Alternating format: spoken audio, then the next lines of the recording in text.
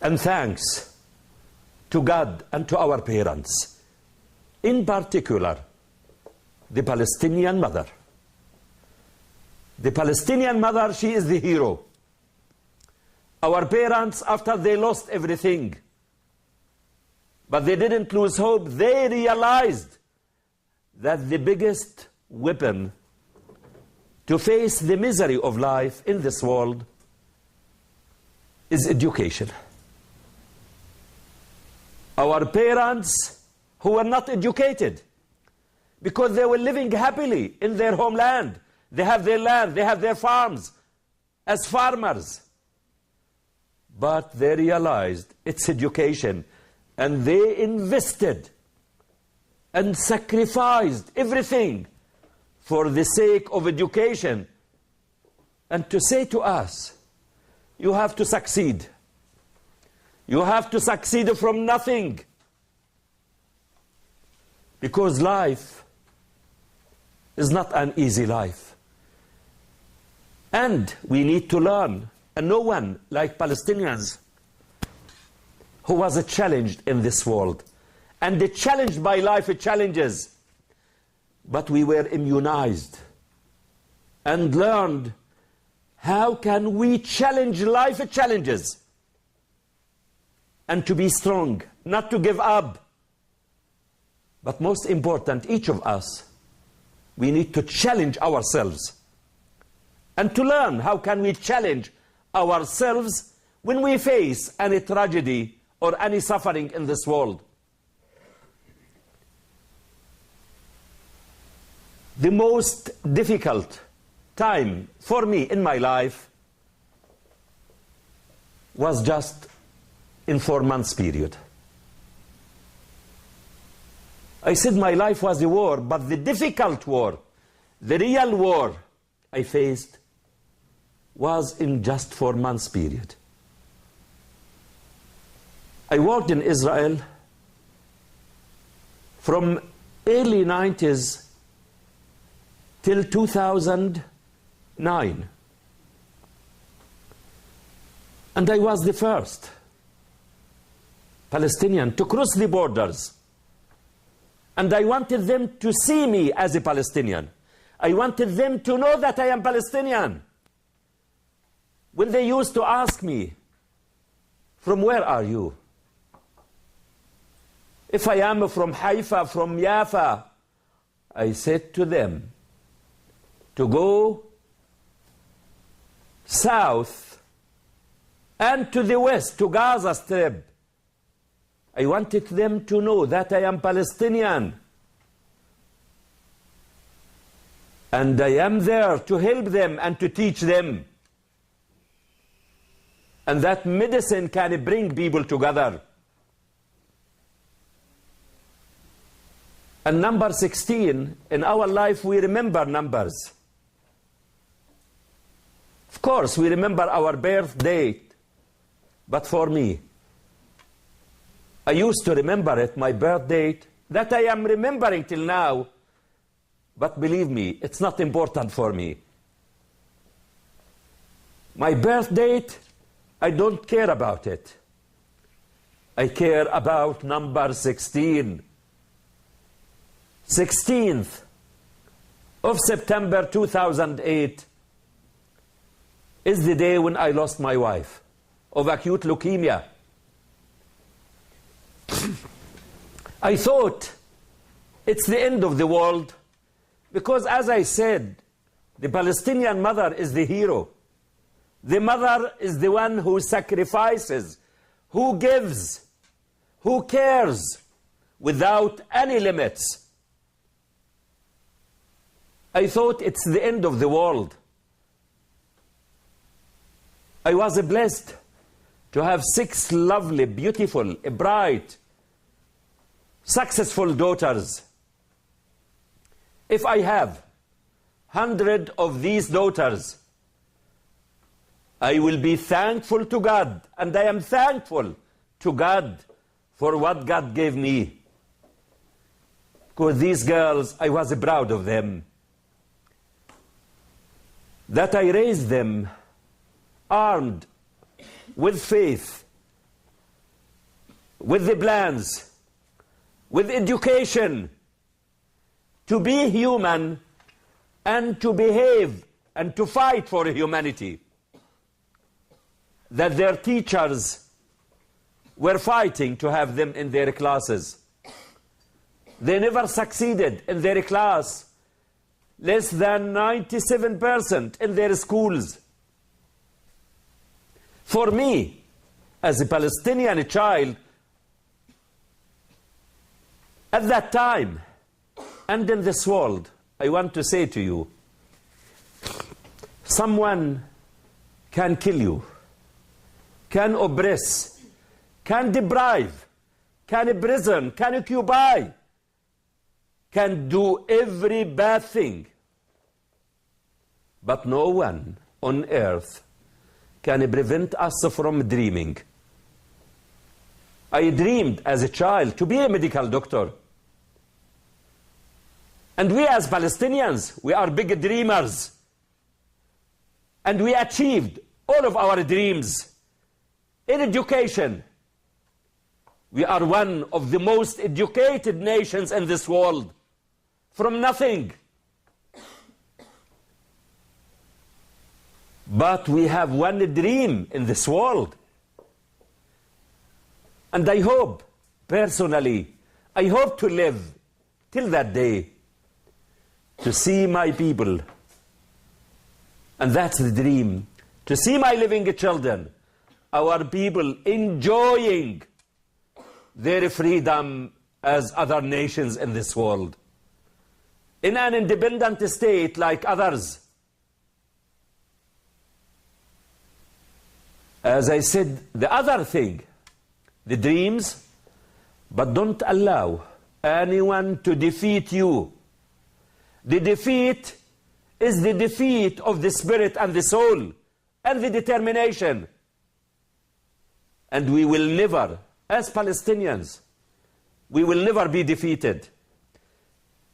They can kill, they can do everything, but we are there, determined, stronger than before.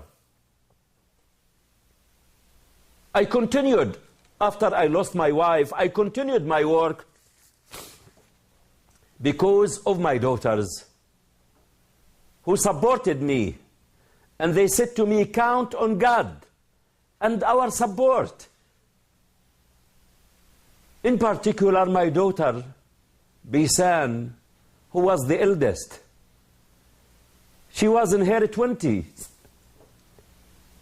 She was in her final year at the university. A few months later, she was supposed to get her BA. And she was supposed to be the first Palestinian at the Islamic University to get it in 3 years. When she finished her high school, she succeeded 97.5%. And I encouraged her to study business. And I asked her, you can do it in 3 years. And I send you everywhere you want to do your master. And she planned to go to London School of Economics. But no one in this world is tested by life challenges as the Palestinians. I continued my life. Then 16th of January 2009, 4:45 p.m. is the day when the Israeli tanks to bomb my daughter's room, killing 3 daughters and 1 niece. For nothing they did. And there was no reason to be killed. They were girls. As I said, fighters for humanity. On that day, it was a Friday, for 3 weeks, the world was watching what is happening in this part of the world, in what do we call Gaza Strip. They are watching it. and the Palestinians' blood is running, and no one has the moral courage to stop that bleeding. As a medical doctor, when I see bleeding patient, I rush to stop that bleeding. Palestinians in the Gaza Strip at that time were just numbers, figures, statistics. For 3 weeks, 100, 200, 500, 1,000, 1,400 innocent civilians were killed. It's shame. It's shame to think of a human being as statistics or figures. Behind every one of them, there is a story. Each of them has a name, has a face, has parents, has a future, has life. As I said, saving one, you save the world. Killing one, you kill the world. Within 3 weeks, 1,400 were killed. And what is the population of the Gaza Strip? It's 1.5 million. If with the same rate, and that's what is needed. What do we call to zoom in? If with the same rate of killing in 3 weeks, in any country in this world, with a population of 300 million, it means more than 300,000 people are killed. What do you expect from that country to react? They are not 1.4 thousand. They are more than that. And in Gaza Strip,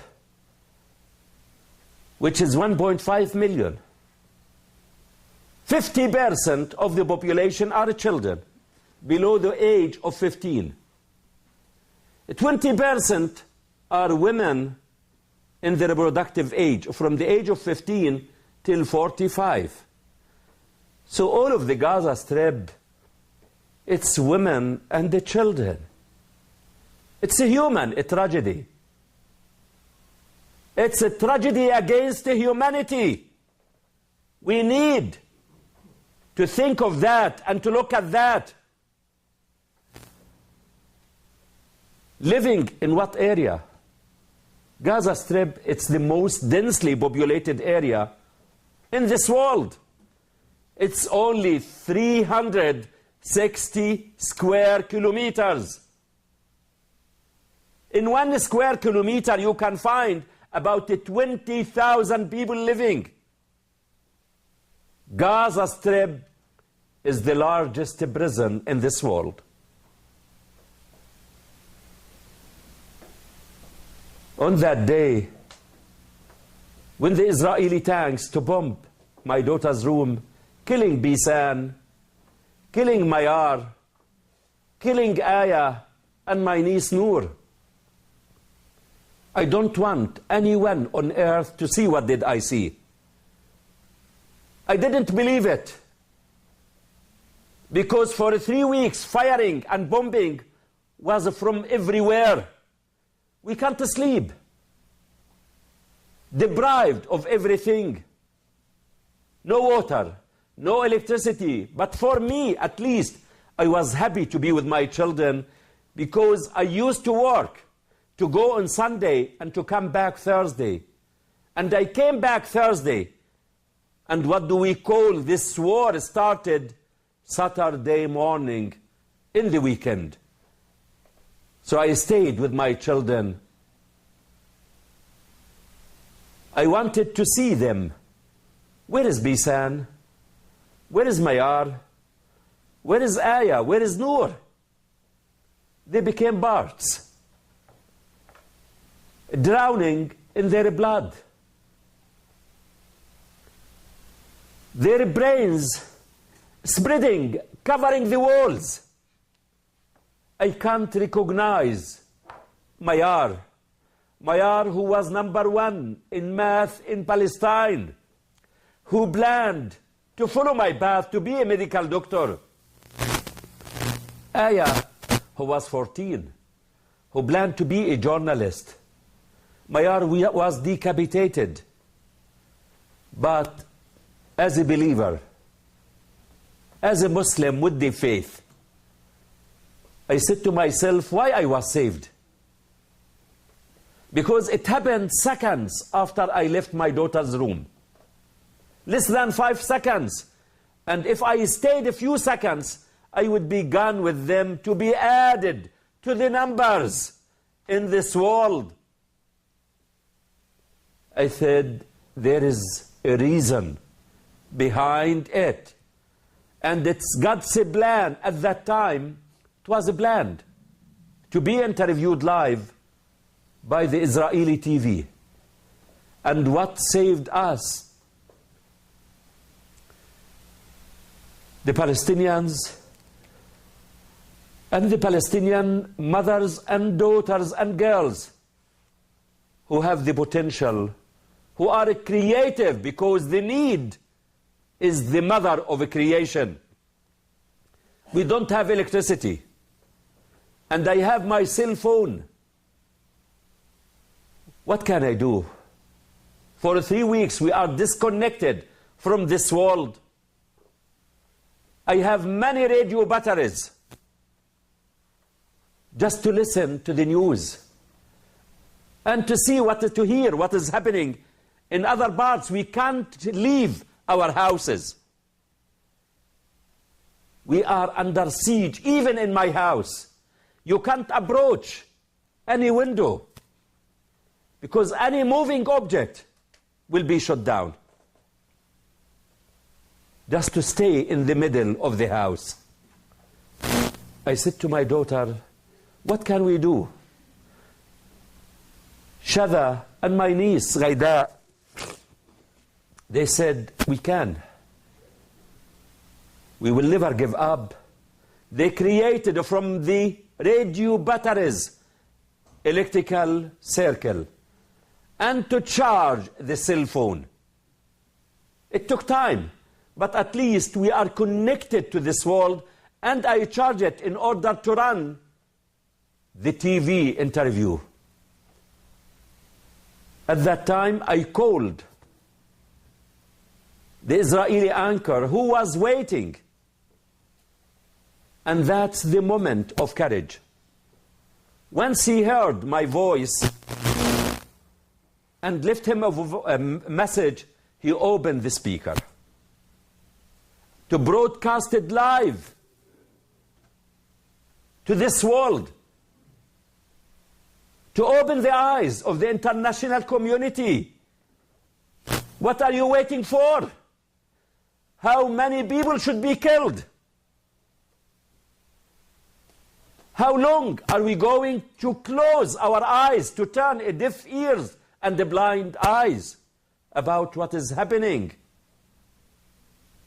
It's time to act, to open the eyes of the international community, the Israeli public, the Palestinians, the Israelis who knew the Palestinian doctor, who worked there and they knew him.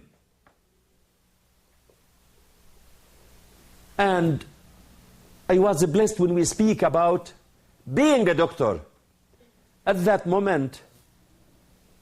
And I said to myself, what can I do? When I saw my daughters who were killed and other daughter, niece and a brother who were severely wounded, and I started to think of their life and saving them and thinking of the future. And the first thing, when I looked at my son, Muhammad, who was 12 years old, what the future is waiting for him? Is my son going to lose control and maybe to be violent, or as they call someone to be terrorist? Without asking, what did we do for this child?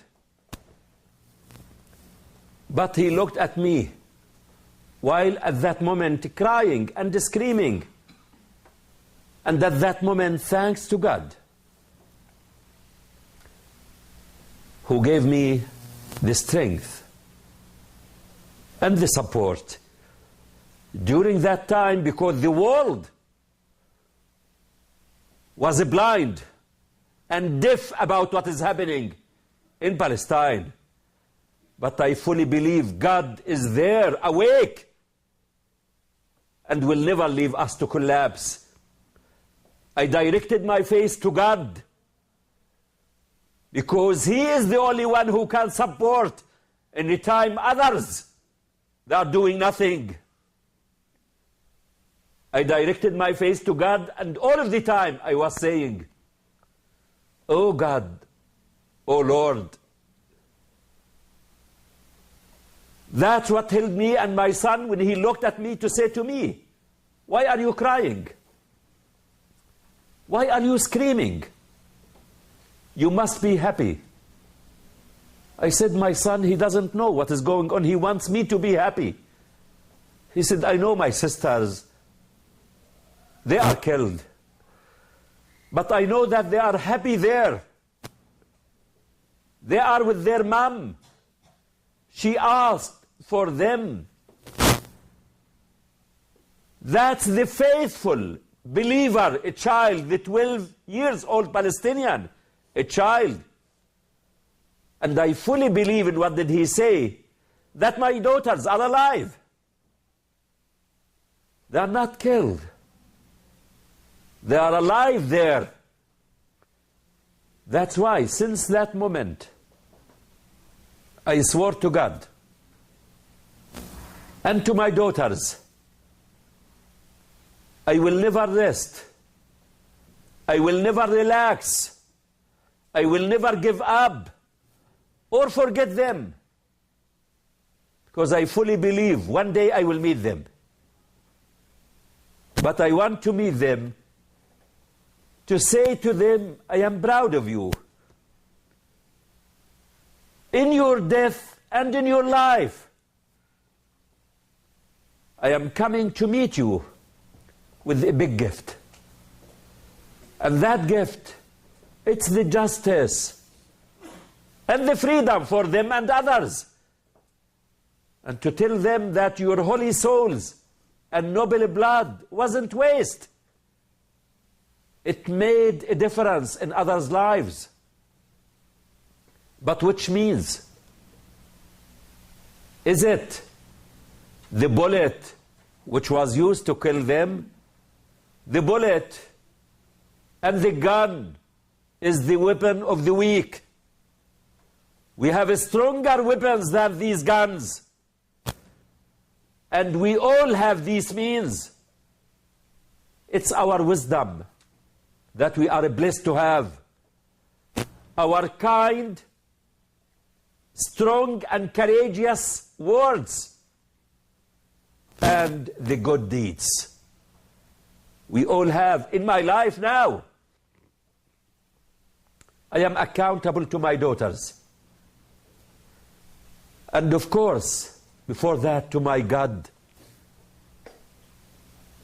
I am watched by them, whom they ask me, "What did you do for us?" From here, I say to them, Bisan, Mayar, Aya, and Noor, and other innocent civilians. Because Bisan, Mayar, Aya, and Noor, they symbolize the innocent civilians in this world, the innocent children and mothers in this world, who pay the major price of any conflict. The war is not what do we see on the screen. It's not the soldier who is going to kill and to be killed. And when there is a soldier to be killed, the screen non-stop to talk about the hopes, the plans, what did he eat, what he practiced in his life. But when it comes to innocent civilians, they are anonymous, they are nothing. though 90% of the dead people in war now, in any conflict, it's mothers and the children. Not the past wars as it used to be soldiers. It's far beyond that. So we need to change our mind and to look around and to ask. As I said, the bullet kills once, but the word kills every second. And we have these kind of strong words. And in this world, what makes the evil to flourish and to spread is good people to do nothing. They are watching it, thinking they are far from risk. And for those who think they are far from risk, I want to remind them of a few things. Martin Luther King said, "Our lives begin to end the day we become silent about things that matter. In the end, we will remember not the words of our enemies, but the silence of our friends." We don't want to be silent. And in this world, someone to ask people, we don't want to be silent or violent. We need to be strong advocate about others' rights, about the most holy thing in the universe. And what is it? It's a human being, a human life, and the freedom. No one in this world is free as long as others are not. When I fight or speak about the freedom of others, it's my freedom. We need to stand for the freedom of all, because this world is becoming smaller and smaller. And no one is far from risk. Because as diseases cross barriers, violence crosses barriers, hatred crosses barriers. When we have an epidemic, any disease in this world, what do? All of the world stands up to contain this epidemic. Why not to contain the social epidemic diseases of injustice, of violence, conflict, fear, poverty, inequality in this world? Because by the end of the day, the world will pay the price of that.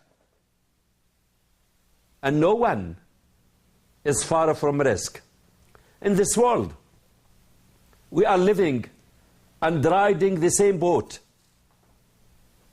And we must not allow anyone to do harm to it. And for those who think they are far from risk, to remind them of the saying of Martin Niemöller, who was a German Protestant theologist at the times of the Nazis. He said, they came first. They came first for the communists, and I didn't speak out because I wasn't a communist. Then they came for the trade unionists, and I didn't speak out because I wasn't a trade unionist. Then they came for the Jews, and I didn't speak out because I wasn't a Jew.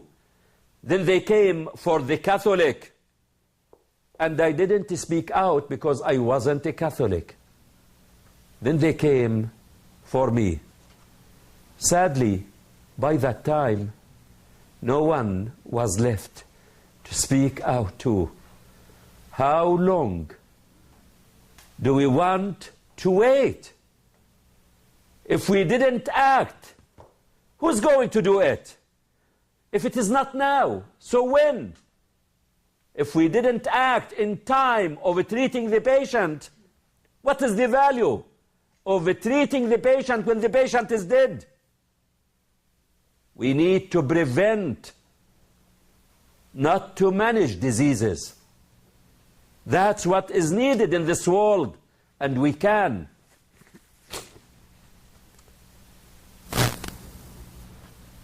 I can say there is hope in this world, but we need to ask why we can't achieve our hopes. It looks for me like the patient who is not improving. Why not to ask why the patient is not improving? Maybe the diagnosis is wrong or the treatment is wrong. And we need to change the course of the treatment, not to continue blindly giving the patient a treatment which is ineffective. This world can endure with two things. Truth, because the truth is the right diagnosis. Truth is the light which guides us in times of darkness. So we need that truth. And it's easy to find the truth and the right diagnosis. And justice. What do we mean by justice? Justice, it's uneasy. To like for others, what do I like for myself? To put myself in the shoe of the others. How would I like to be treated in this world? If I accept it for myself, to accept it for others. That's the justice. We don't want to waste our time in academics to define what is justice. We need to make it easy to people. Imagine yourself in the position of others. That's the justice in this world. When I wrote my book, I Shall Not Hate, because the people were expecting me to hate. But I will say to them, as I said, my life was a war. And if we Palestinians will focus on hating, we will never achieve what did we achieve. We will never allow hatred to invade us, because with hatred we destroy ourselves, and the one who hates is destroying his or herself. Hatred for me is a fire which burns the one who carries it. It's a poison. It's a chronic destructive disease to the one who carries it. If I want to bring my daughter's justice, I should be strong, determined, more focused, and not to give up. And I am more focused, more determined. As Einstein said, life is like riding a bicycle. To keep balanced, we must keep moving, not to stop. I am moving faster, stronger, and no way backwards. And without giving up. Hatred is a poison. It's cancer. And you hate someone who doesn't know anything about you. The perpetrator is not thinking of you. Even he may be happy to see you destroyed with this hatred. Don't give him this opportunity to see you destroyed with this hatred. In life, if someone did something harmful to us, we are victims of that act. If we impacted and injected ourselves with this hatred, we are a victim of this hatred. I can say to you, don't accept in life to be a victim more than once. And we as Palestinians, we were victims of the loss of our lands, but we are survivors now. We are not the victims and will never accept to be victims. Because if we want to get our rights, we must be survivors. And we are survivors. Stronger, more determined, steadfast. We need that. The antidote of hatred and revenge is success. And I learned from my daughters. My daughter Shada, and we need to listen to our children, to learn from them. They are wise enough to teach us. My daughter Shada, who was severely wounded. During the war, she was studying on candles to be one of the top 10 in Palestine in the high school. And she was severely wounded. And what did she suffer in 1 year? Mountains can't tolerate it. The start of the school year, 16th of September, she lost her mother. 16th of January 2009, she lost the 3 sisters and niece and was severely wounded. And they spent 4 months in the hospital where I am working. She left the hospital and lost the sight in one eye. 2 malformed fingers in her right hand. While in the hospital, a few days later, with the bandages over her eye and her hand, she said to me, if I can't see with my right eye, I have my left. If I can't write with my right hand, from tomorrow to bring me pencils and papers, to start practicing writing with my left hand. I will never give up. I have to achieve the plans of my sisters. After 4 months, she was discharged, and I didn't expect much from her. She went. She said, I have to do the high school exam. With all the difficulties we have, and the high school exam in Palestine, it's a unified, standardized exam for the whole country at the same moment. From the whole curriculum, they don't care what did you pass through. She did the exam. And the day we planned, which was a plan before, to move to Canada, they announced the result, and it's announced in the radio. She was listening to her friends who didn't suffer. What did she suffer? That they succeeded. 85, 90, 91, 92. She was worried. What will I get? And when they announced it, she called me that she succeeded as nothing happened to her. 96%. That's the challenge. What is she doing now? She is studying computer engineering at the University of Toronto. That's the challenge. That's the success. That's the message to the perpetrator. We will never be defeated. We are strong and we are determined not to give up our rights and to get our freedom. In my life, I am in debt to my daughters, to my wife,